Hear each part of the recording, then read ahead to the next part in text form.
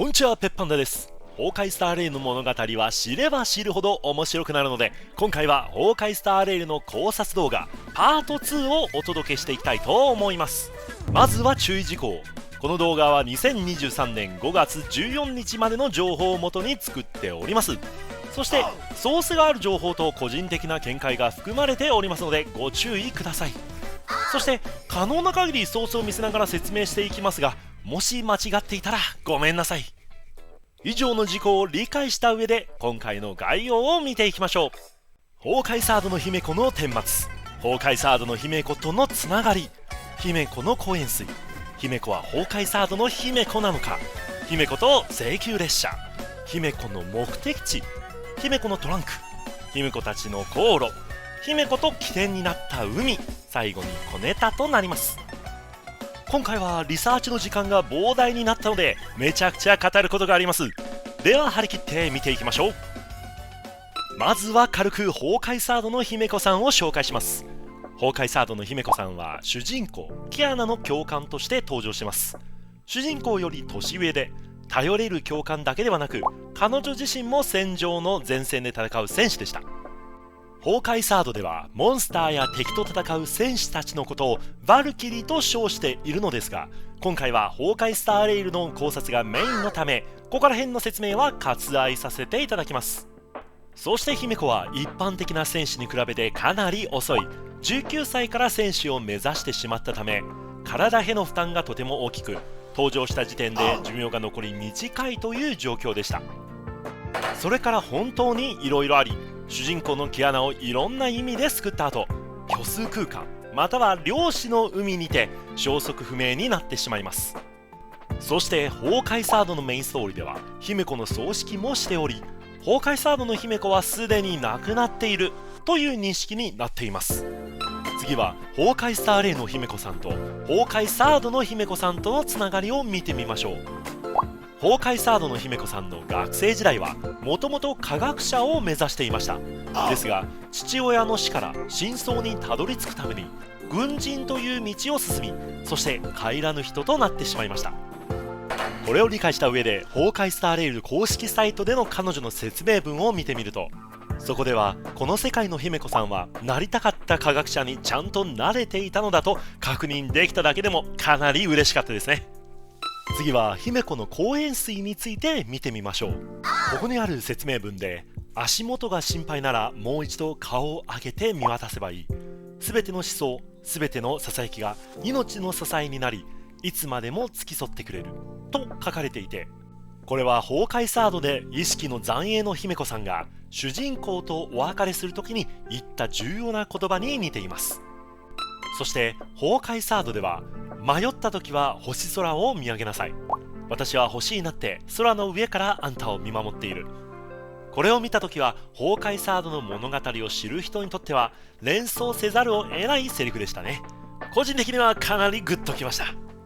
さて次は崩壊スターレイルの姫子さんが崩壊サードの姫子さんと同一人物なのかという点ですが、結論から先に言いますとほぼ別人で確定しています。しかし崩壊サードの姫子と深く関係していそうなフレーバーテキストやストーリーテキストを見つけてしまって、正直自分でも混乱しています。ここから解説が徐々に難しくなっていくので順を追って説明します。まずは崩壊サードの姫子さんは主人公を救うために強敵との激闘の末、主人公は救えたのですが、彼女自身は虚数空間または量子の海へ落ちていきました。それ以降姫子の亡骸は見つかることなく行方不明になってしまいます。そしてメインストーリーが進み、とあるボスの戦闘後に姫子が最後に使っていた武器を回収することになります。これにより崩壊サードの主人公たちは正式に姫子さんが亡くなったと認識し、彼女のために葬儀を行いました。ちなみにヘルタステーションの器物保管室に行くと、なぜか姫子が最後に使っていた剣のかけらが飾ってあったのでびっくりしましたよね。ですがこの剣のかけらがヘルターステーションから見つかったことにより一気に話がややこしくなっていきます。ここからの考察はとても複雑に情報が絡み合っているので、可能な限り一歩一歩解説していきたいと思います。まず最初の情報から。姫子のストーリーテクストで見つかった以下の文から始まります。姫子のスターレイルでの物語の始まりに関わる文章で、道に迷っていた、いつ方向を見失ったかもわからない、さまよった果てに海の起点にたどり着いたと書いてあります。これらを覚えた上で次のストーリーテクストを見てみましょう。そこにはやがて起点になった海に戻ることと書かれていました。起点の海、道に迷う、そして以前の姫子の行方、これらの情報を見て崩壊サードの物語を知る人にとってはどうしても連想してしまう固有名詞が出てきます。そう、それは漁師の海または虚数空間になります。考察パート1で避けていた漁師の海、虚数の木、そして世界の泡の説明のお時間です。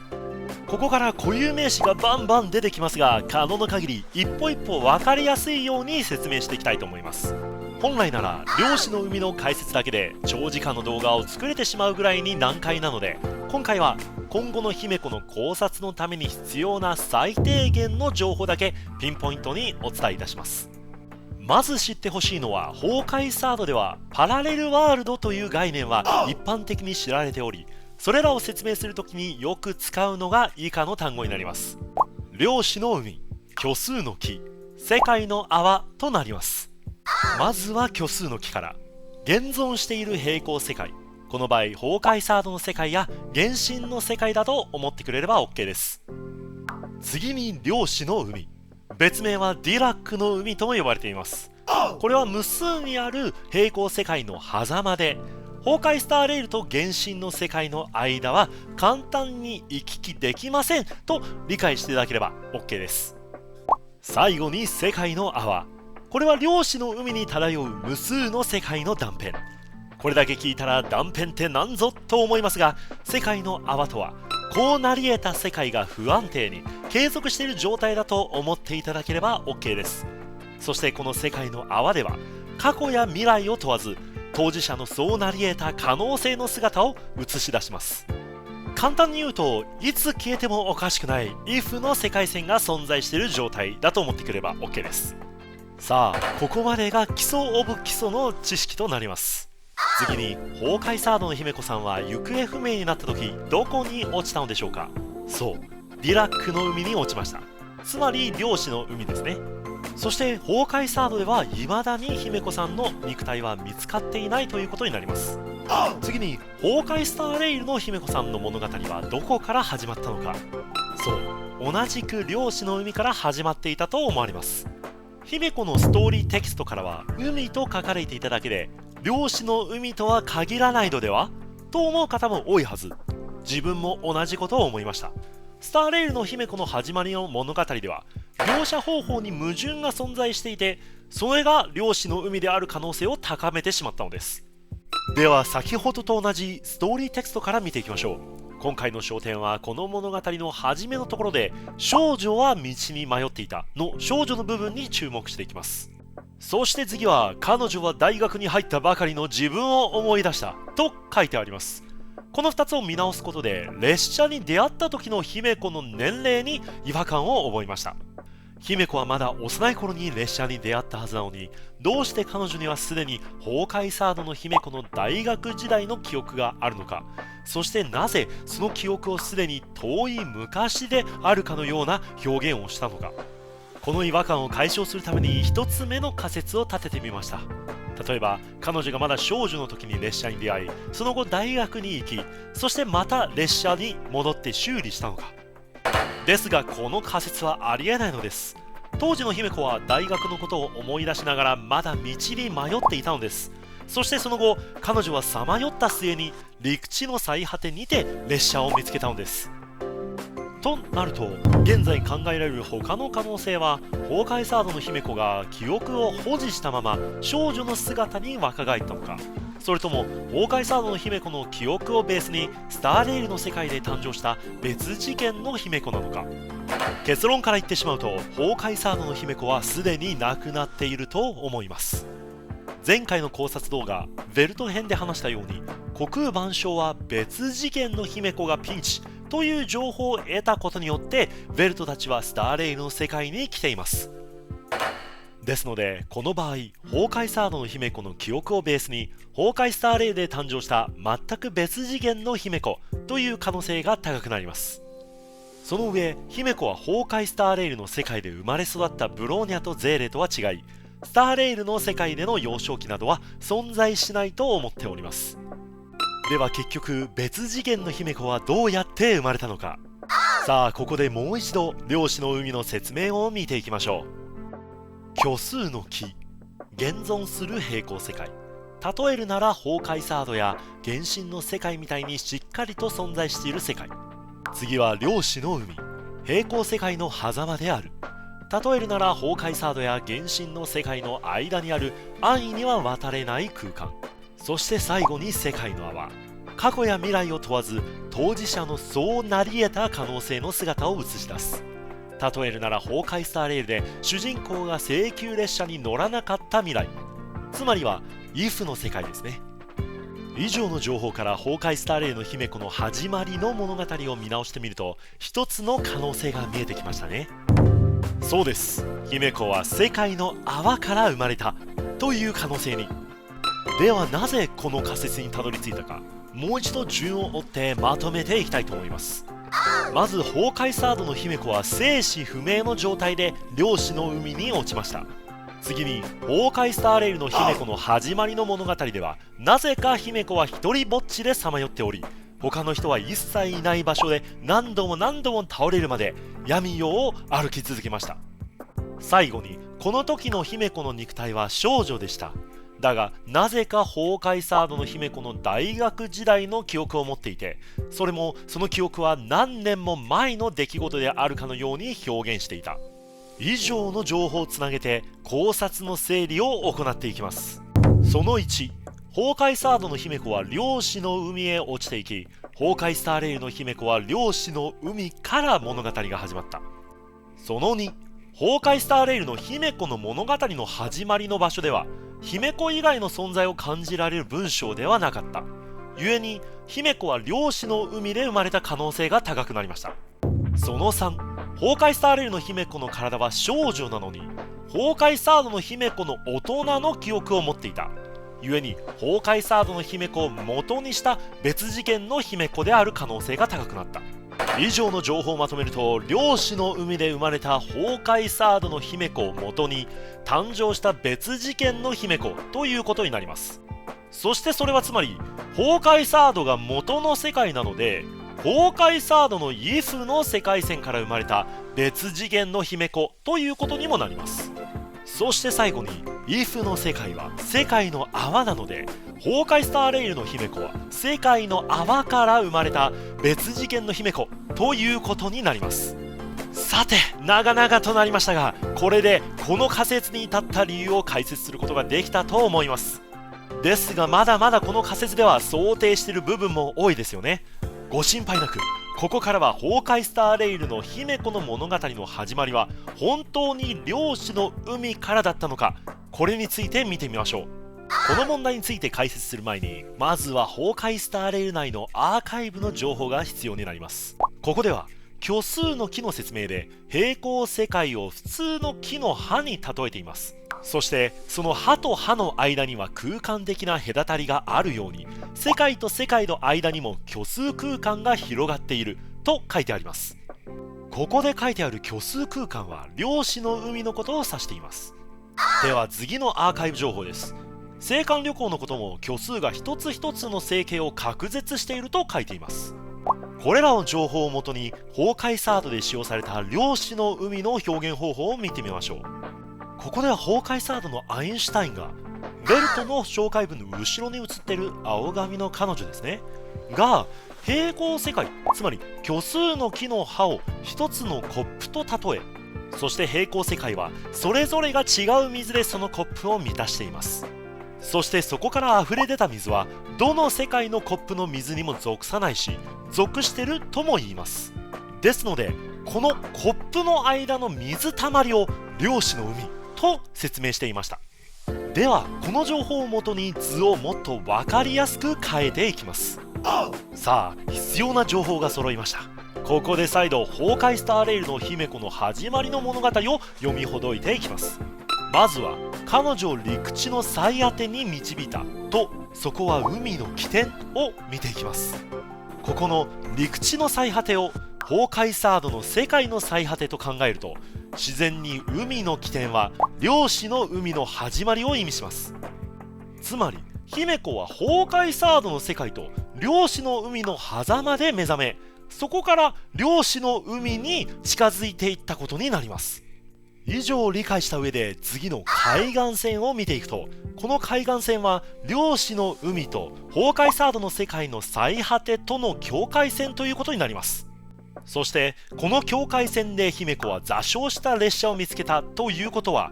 列車は漁師の海から姫子のホーカイサードの世界の境界線に座礁したことになります。さあここで考察整理2といきましょう。現在の情報で得られた仮説は、ホーカイスターレイルの姫子はホーカイサードの世界の最果てで目覚め、漁師の海へと移動していった。そしてホーカイサードの世界の最果てと漁師の海の境界線にて請求列車を見つけたということになります。さあここまで仮説を立てたら、また気になることが出てきました。それはホーカイサードの姫子が最後に使っていた武器です。これについてもう一度詳しく見ていきましょう。これがホーカイサードで見つかった姫子の武器です。そしてこちらがホーカイスターレイルで見つかった姫子の武器です。そして最後にこちらがホーカイサードで姫子が最後に使っていた武器です。皆さんは違和感の正体に気がつきましたでしょうか。そうです、姫子の最後に使っていた武器の壊れ方が微妙に違うのです。まずホーカイサードの世界で見つかった姫子の剣と姫子が最後に使っていた剣を比べてみましょう。詳しく見ると刃の最初の折れ方の角度が違う上に、右の欠けたかけらがあるはずなのにそれも見当たりません。そして刃の2回目の大きい割れ方では、割れているかけらの方向が逆になっています。では次にホーカイスターレイルで見つかった姫子の武器のかけらです。こちらの方は刃の最初のかけ方が一致している上に、欠けてしまったかけらの角度さえもほぼ一致しております。そして刃の2回目のかけ方、角度、そしてかけらのサイズまでもがほぼ一致しております。確かにこれは武器の描写を気にせず書いたという可能性も否定はできません。ですがホーカイスターレイルで見つかった武器のかけらは、ちゃんと姫子の最後に使った武器の壊れ方をしっかり表現した上で制作できています。ですのでここからは仮説として、武器の壊れ方の表現は意図して書いていたとします。その場合ホーカイサードで見つかった武器は、ホーカイサードの姫子とはまた別次元の姫子の武器になります。そしてホーカイサードの姫子が最後に使っていた武器は、ホーカイスターレイルの世界に流れ着いたということになります。それはホーカイサードの姫子自身もホーカイスターレイルの世界に流れ着く可能性が高くなったということです。これにより先ほど話していたホーカイスターレイルの姫子は、ホーカイサードの世界から生まれた別次元の姫子という仮説も可能性は少し増えたかと思います。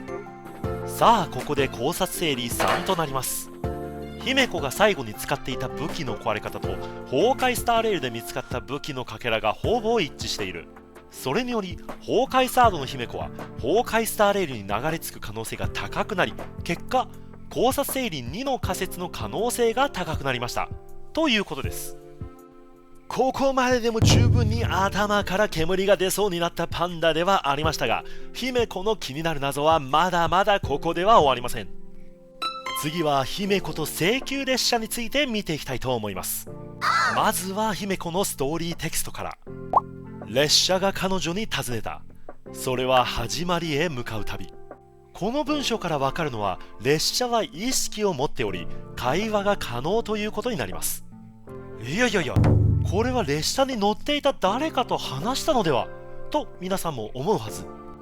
ですが、アーカイブの情報にてアイオン・アキビリが墜落した後、赤毛の少女が無人の列車に出会うと書いてありました。つまりこれは姫子が列車に出会った時はアイオン・アキビリはすでに亡くなっている上に、列車は無人だったと証明できております。そして列車と姫子はこれを気にしないとも書いてあり、これにより列車は人としての感情を持ち合わせているということが分かります。ではなぜ列車が会話できたり感情を持っているのでしょうか。これの答えらしきものがスターレールのゲーム内のアーカイブで発見できました。これによると列車は亡くなったアイオンの心臓を動力源としておりと書かれておりました。これで仮説として列車がアイオンの心臓を使っているから意識があると納得ができましたが、次の問題がまた出てきました。それは列車はどのアイオンの心臓を使っているかです。結論からいきましょう。西急列車が使っているアイオンの心臓はすでに亡くなっているアキビリの心臓を使っていると思われます。さっきアキビリ死んだって言ったよね。そうです。ですが死んでいるからこそ逆に条件に当てはまるのです。その理由を一歩一歩解説していきましょう。まずは以下のアーカイブを見ていきます。開拓のアイオンアキビリが星の海を漫遊する。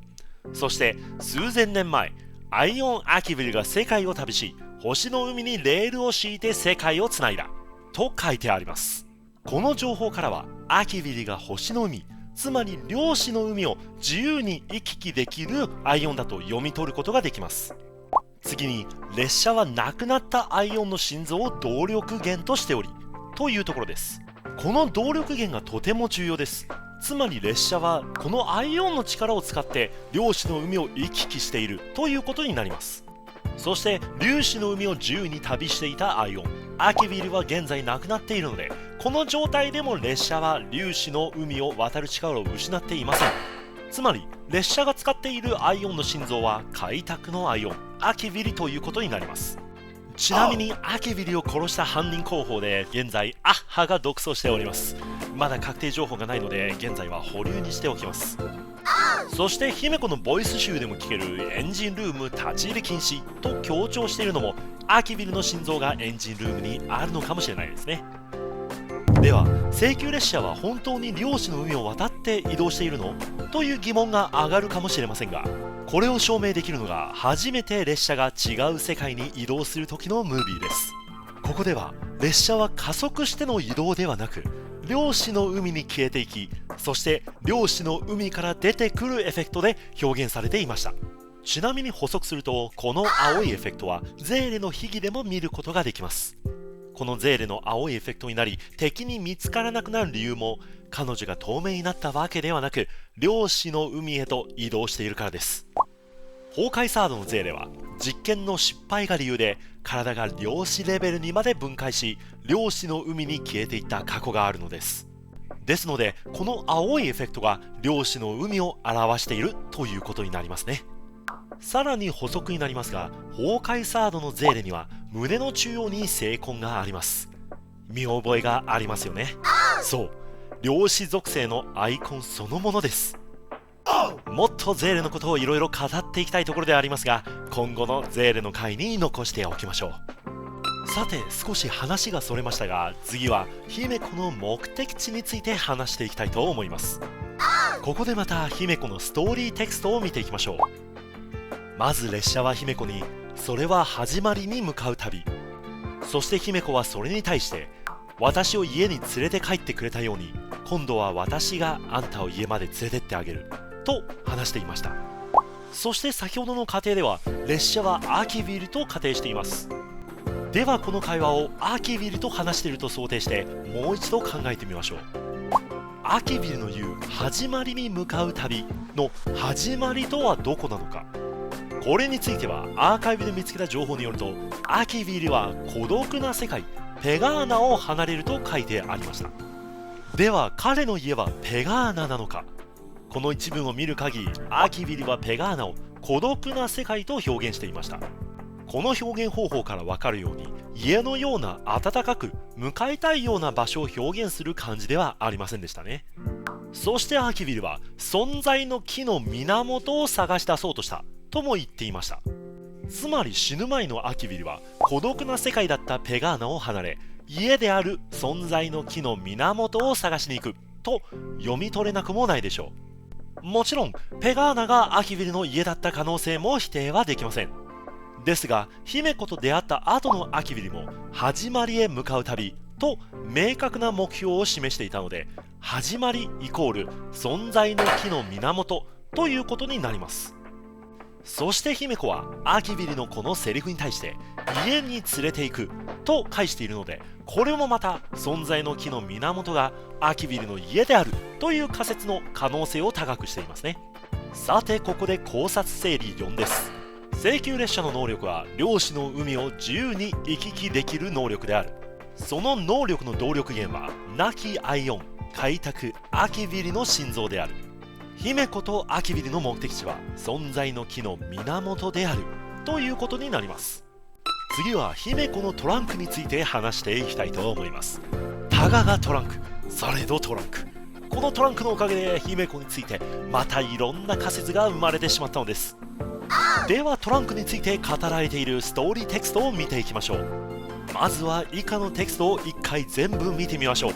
最初は姫子はたとえ列車の乗客が全員変わったとしても姫子のトランクだけは最後まで同行できると確信していること。次に以前は列車の修理に使う道具がぎっしり詰まっていたと書かれていること。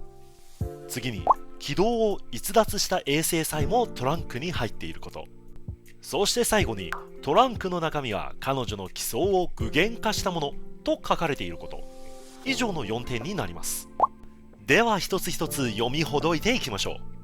まず最初に疑問に思うことは間違いなく、逸脱した衛星すらも彼女のトランクに入っているということです。これならギリギリトランクに入るかもなんていう次元をとうに超えています。そもそも宇宙にある衛星を出したい時に出しているっていうのも何かの能力がない限り不可能に近いでしょう。そして次は彼女のトランクに入っている道具などは具現化したものであるというのも興味深いですね。つまり彼女の能力は具現化能力ではなく、その能力に皆さん心当たりがあるはずです。そう、姫子が乗っている列車は漁師の海を自由に渡ることができますよね。それはまるで何もないところに急に物体が消えたり出てきたりしてますよね。つまり姫子はアキビリに似た力を持っているということになります。ではここで改めて姫子の必殺技の衛星レーザーを見てみましょう。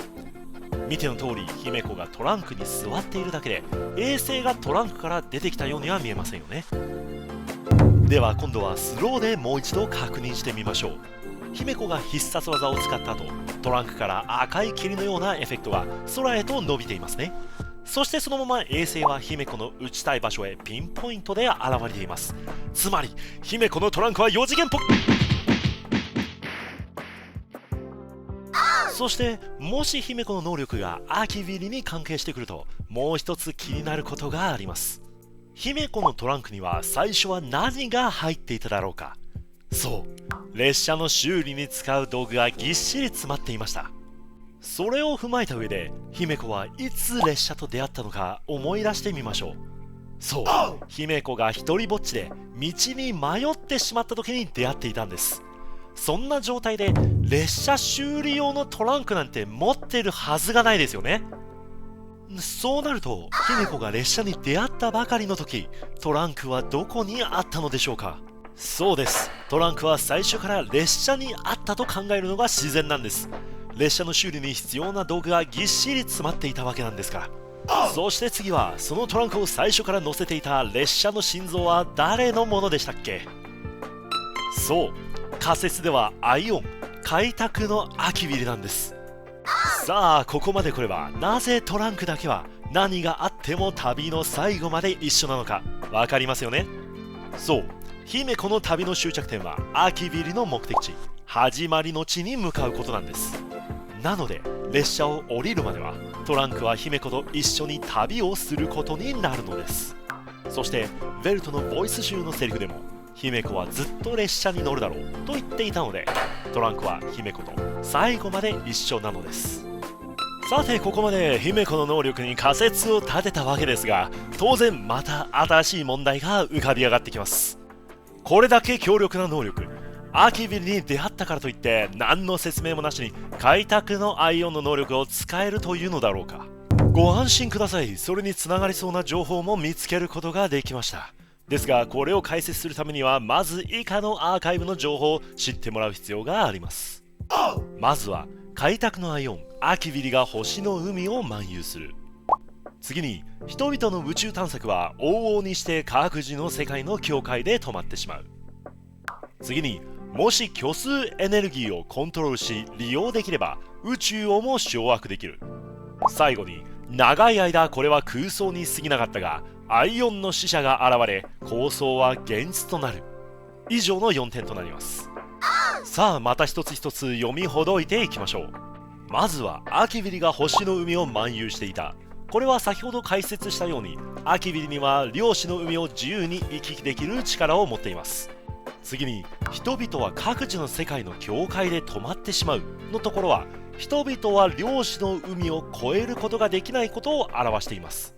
その次の虚数エネルギーのところは量子の海を自由に渡るようになるには虚数エネルギーが必要ということになります。そして最後にアイオンの指令が現れ構想は現実となるのところは指令という存在は虚数エネルギーをコントロールすることができ、そして人々は指令が現れたことで量子の海へ渡る方法を手に入れたということになります。一旦ここで先ほどの情報を簡単にまとめてみましょう。その1、アキビリは量子の海を渡れた。その2、人々は量子の海を渡れなかった。その3、量子の海を渡るには虚数エネルギーをコントロールする必要がある。その4、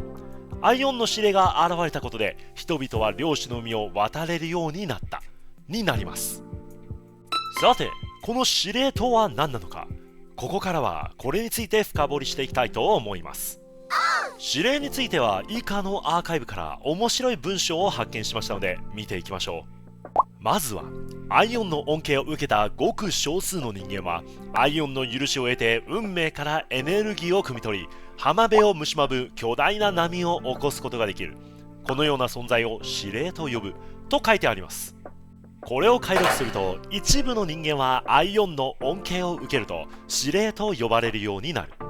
そして浜辺は量子の海の境界線を意味しております。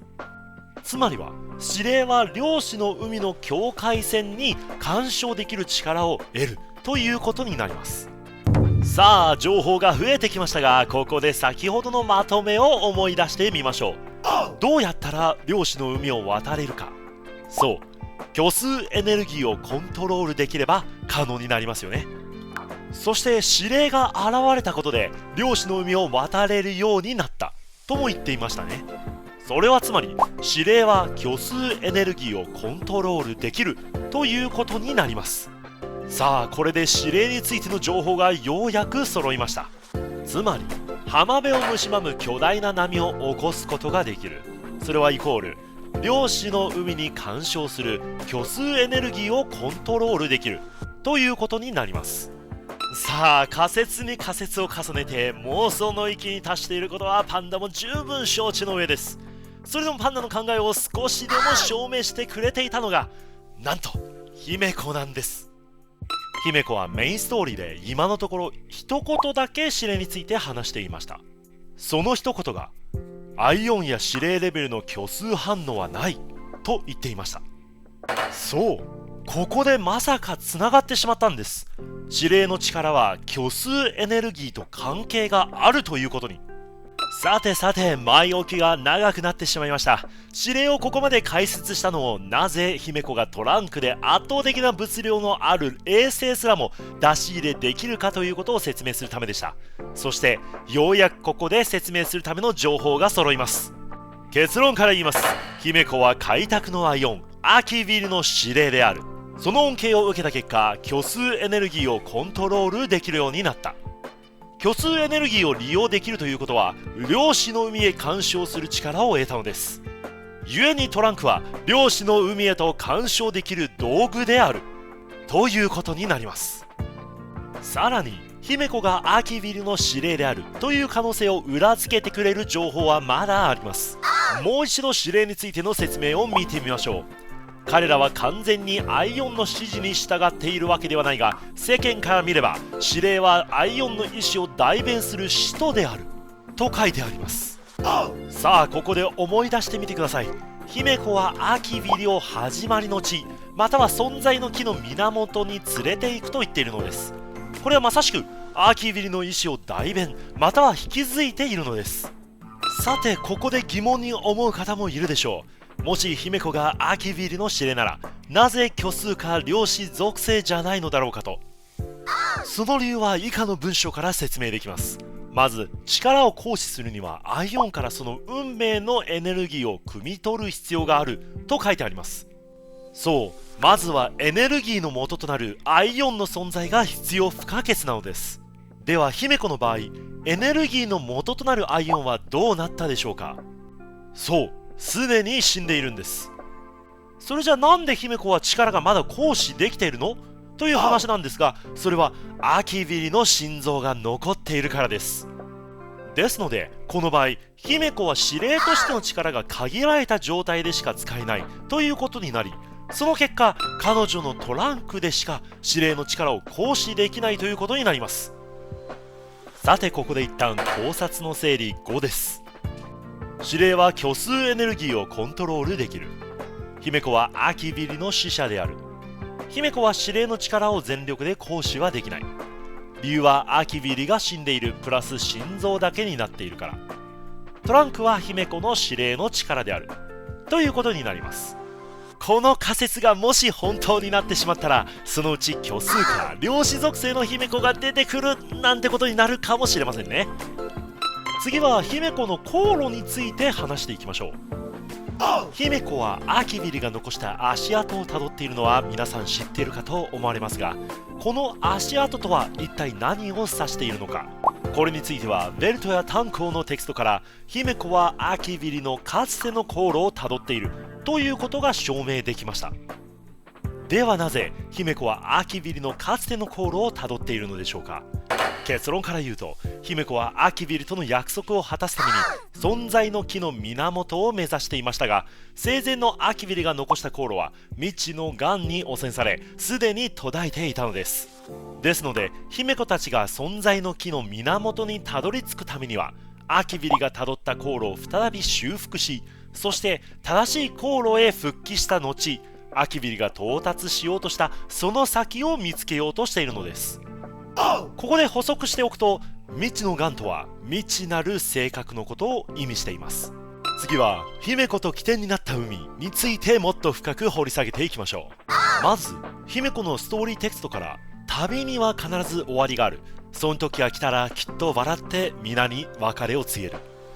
そしてこのセリフとともに、やがて起点となった海に戻ることと書いてあります。このセリフをどう解釈するかで予想される姫子の最後はかなり違ったものになります。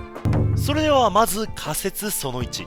ここでは起点になった海を姫子の物語の始まった場所と想定します。すなわちそこは粒子の海の狭間でアキビリに出会ったところを意味した場合です。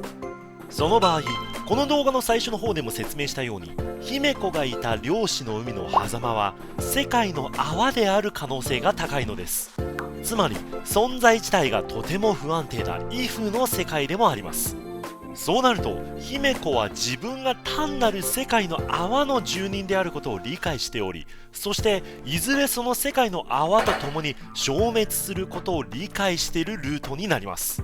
このルートは悲しすぎるので個人的には却下したいです。私はこの仮説を立てた時点ですでに涙をこらえる羽目になりました。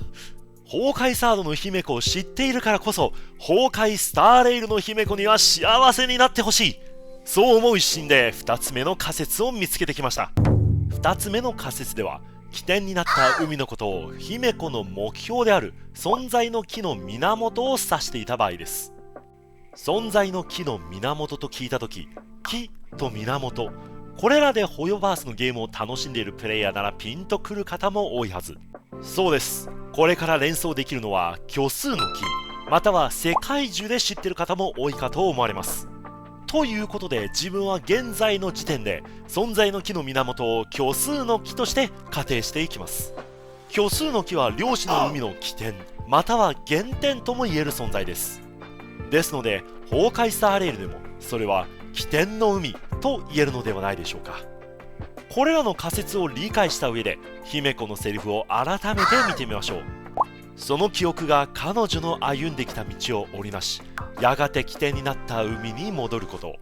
今ならこう解釈できるはずです。彼女のこれまでの旅の記憶が彼女の歩んできた道を作り出し、やがて存在の木の源にたどり着けるであろうこと。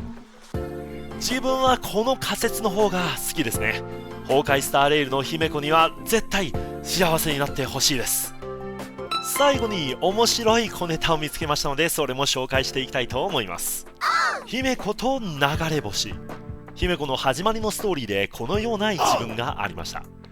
星空を見上げると流れ星が見えた。1つ、2つ、3つ、そして無数の小さな星がチカチカと点滅したかと思うと、最後に壮麗な烈光が夜を引き裂いていく。